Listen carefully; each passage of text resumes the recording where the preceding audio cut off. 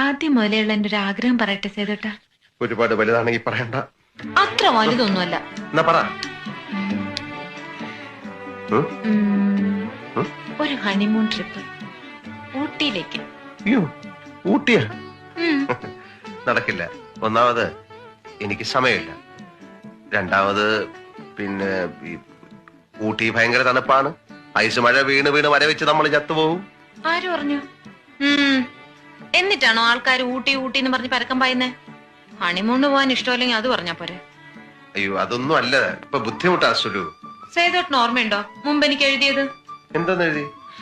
വിവാഹം കഴിഞ്ഞാലുടൻ 2 ആഴ്ചത്തെ ഹണിമൂൺ.